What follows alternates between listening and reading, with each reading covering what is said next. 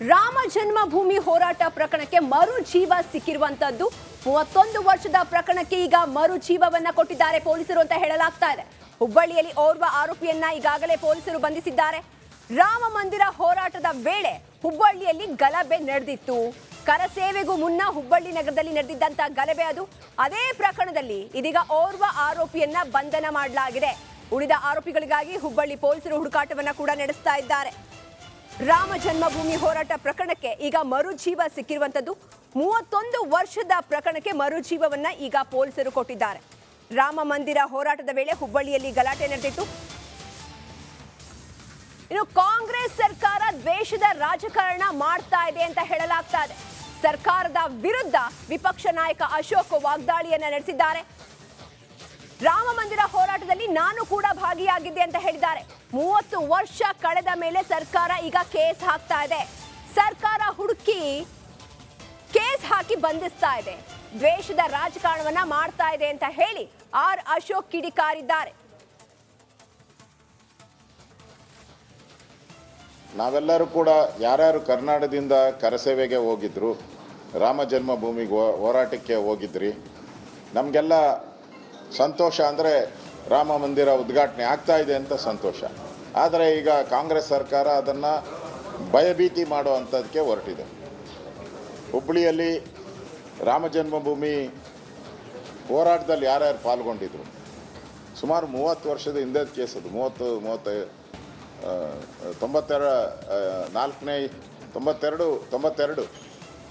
ಅದ್ರ ಹಿಂದೆ ಆಗಿರುತ್ತೆ. 102 ಸುಮಾರು 30 ವರ್ಷ ಆದಮೇಲೆ ಆ ಕೇಸ್ಗಳೆಲ್ಲ ಓಪನ್ ಮಾಡಿ ನಿನ್ನೆ ನಮ್ಮ ರಾಮ ಜನ್ಮಭೂಮಿ ಹೋರಾಟದಲ್ಲಿ ಪಾಲ್ಗೊಂಡಿರ್ತಕ್ಕಂಥ 2 ಕಾರ್ಯಕರ್ತರನ್ನ ಅರೆಸ್ಟ್ ಮಾಡಿ ಜೈಲಿಗಟ್ಟಿದ್ದಾರೆ. ಅಂದರೆ ರಾಮ ಮಂದಿರದ ಉದ್ಘಾಟನೆ ಕಾರ್ಯಕ್ರಮದಲ್ಲಿ ನೀವು ಪಾಲ್ಗೊಂಡಿದ್ದಕ್ಕೋಸ್ಕರ ಈ ಶಿಕ್ಷೆ ಅನ್ನೋ ರೀತಿ ಬಿಂಬಿತ ಆಗ್ತಾ ಇದೆ. ಅಂದರೆ ಈಗಲೂ ಕೂಡ ರಾಮ ಮಂದಿರದ ಚಟುವಟಿಕೆ ಶುರುವಾಗಿದೆ. ಎಲ್ಲ ಮನೆಗೆ ಅಕ್ಷತೆ ಕೊಡುವಂಥದ್ದು, ರಾಮ ಪೂಜೆ ಮಾಡುವಂಥದ್ದು. ಮನೆ ಮುಂದೆ ಪ್ರಧಾನಮಂತ್ರಿಗಳು ಹೇಳಿದ್ದಾರೆ, ಮನೆ ಮುಂದೆ ಎಲ್ಲರೂ ಜ್ಯೋತಿಯನ್ನು ದೀಪವನ್ನು ಬೆಳಗಿಸಿ ಅಂತ ಹೇಳಿ ಪ್ರಧಾನಮಂತ್ರಿಗಳು ಹೇಳಿದ್ದಾರೆ. ಪ್ರಧಾನಮಂತ್ರಿ ಹೇಳಿರೋ ಕಾರ್ಯಕ್ರಮಕ್ಕೆ ಈಗ ಕಾಂಗ್ರೆಸ್ ಅವರು ಮತ್ತೆ ಅದು ಪ್ರಾರಂಭ ಆಗ್ತಾ ಇದೆ ಅಂತೇಳಿ ಕೇಸ್ಗಳನ್ನು ಹಾಕೋ ಮುಖಾಂತರ ಒಂದು ರೀತಿ ಭಯಭೀತ ಕರ್ನಾಟಕವನ್ನು ರಾಮ ಭಕ್ತರ ಮೇಲೆ, ರಾಮ ಅನುಯಾಯಿಗಳ ಮೇಲೆ ಈ ಥರ 30 ವರ್ಷ ಅವರು ಹೋರಾಟ ಮಾಡಿದಾಗ ಅವ್ರಿಗೆ ಒಂದು 25-26 ವರ್ಷ, ಈಗ ಅವ್ರಿಗೆ 65 ವರ್ಷ ಆಗ್ಬಿಟ್ಟಿದೆ. ಅವ್ರನ್ನ ಹಿಡಿದು ಜೈಲಿಗೆ ಕಳಿಸಿರುವಂಥದ್ದು ಕೂಡ ಮಾಧ್ಯಮದಲ್ಲಿ ಪ್ರಕಟ ಆಗಿದೆ.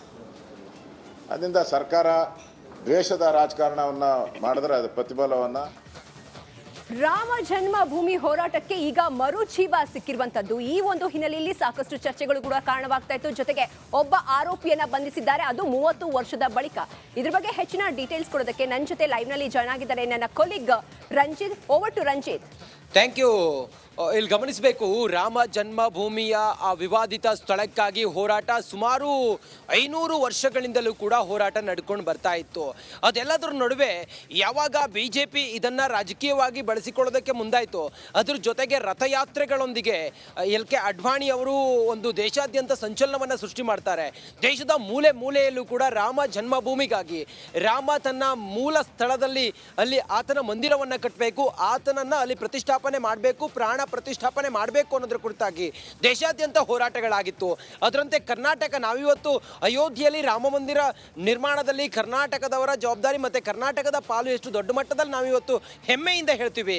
ಅದೇ ರೀತಿ ಈ ಹಿಂದಿನ ಇತಿಹಾಸವನ್ನು ಕೂಡ ನೋಡಿದಾಗ ಕರ್ನಾಟಕದಲ್ಲಿ ಅಥವಾ ಕರ್ನಾಟಕದ ಕರಸೇವಕರು ರಾಮ ಜನ್ಮಭೂಮಿಗಾಗಿ ಹೋರಾಟವನ್ನು ಮಾಡಿದರು.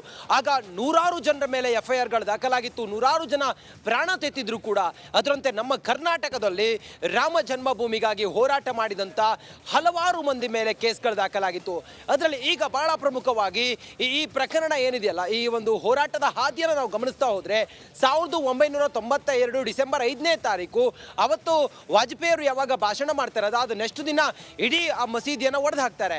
ಅದರ ಹಿಂದಿನಿಂದ ಒಂದಿಷ್ಟು ಹೋರಾಟಗಳನ್ನು ನಾವು ಗಮನಿಸ್ತಾ ಹೋದಾಗ ಕರ್ನಾಟಕದ ಆ ಒಂದು ಹೋರಾಟ ನೋಡಿ, ನೀವು ಇದು ಗಮನಿಸ್ತಾ ಇದ್ದೀರಲ್ಲ, ಈ ಕಾಪಿ ಈ 30 ವರ್ಷದ ಹಿಂದೆ ಕರ್ನಾಟಕದಲ್ಲಿ ಅದರಲ್ಲೂ ಕೂಡ ರಾಮ ಜನ್ಮಭೂಮಿಯ ಆ ವಿವಾದದ ಸ್ಥಳಕ್ಕೋಸ್ಕರ ಹೋರಾಟ, ಅದು ರಾಮನದ್ದು, ರಾಮ ಜನ್ಮಭೂಮಿ ಅಯೋಧ್ಯೆ, ಅಲ್ಲಿ ಮಂದಿರ ನಿರ್ಮಾಣ ಆಗಬೇಕು, ಅಲ್ಲಿ ರಾಮಲಲ್ಲನ ಮೂರ್ತಿಯನ್ನ ಪ್ರತಿಷ್ಠಾಪನೆ ಮಾಡಬೇಕು ಅಂಥೇಳಿ ಹೋರಾಟದ ಹಾದಿಯಲ್ಲಿ ಕರ್ನಾಟಕದ ಕೆಲವರ ಮೇಲೆ, ಹಿಂದೂ ಪರ ಕಾರ್ಯಕರ್ತರ ಮೇಲೆ, ವಿಶ್ವ ಹಿಂದೂ ಪರಿಷತ್ ಬಜರಂಗ ದಳದ ಕೆಲ ಕಾರ್ಯಕರ್ತರ ಮೇಲೆ FIR ದಾಖಲಾಗುತ್ತೆ. ಅದರ ಒಂದು ಮುಂದುವರಿದ ಭಾಗ ಇಲ್ಲಿದೆ ನೋಡಿ. Case number 369/84. ಇದರ ಅಡಿಯಲ್ಲಿ ಸುಮಾರು 11 ಜನರ ಮೇಲೆ FIR ದಾಖಲಾಗಿದೆ. ಅದರಲ್ಲಿ ಓರ್ವನನ್ನ ಈಗ ಅರೆಸ್ಟ್ ಮಾಡಲಾಗಿದೆ. ಆ ಮೂಲಕ ಈ ಪ್ರಕರಣದಲ್ಲಿ ರಾಮ ಮಂದಿರದ ಇಡೀ ಹೋಲ್ ಅಂಡ್ ಸೋಲ್ ಇಶ್ಯೂ ಈಗ ಒಂದು ಪೂರ್ಣ ವಿರಾಮ ಬಿದ್ದು ಅಲ್ಲಿ ಮಂದಿರ ನಿರ್ಮಾಣ ಆಗಿದೆ. ಜನವರಿ 22ನೇ ತಾರೀಕು ಲೋಕಾರ್ಪಣೆ ಕೂಡ ಆಗ್ತಾ ಇದೆ. ಶ್ರೀರಾಮ ತನ್ನ ಮೂಲ ಸ್ಥಳದಲ್ಲಿ ಬಂದು ಕೂರ್ತಾ ಇದ್ದಾನೆ. ಇದೆಲ್ಲದರ ನಡುವೆ ಈಗ ಇದೊಂದು ವಿಚಾರ ಮುನ್ನೆಲೆಗೆ ಬಂದಿದ್ದು ದೊಡ್ಡ ಮಟ್ಟದಲ್ಲಿ ಚರ್ಚೆ ಕಾರಣ ಆಗ್ತಾ ಇದೆ.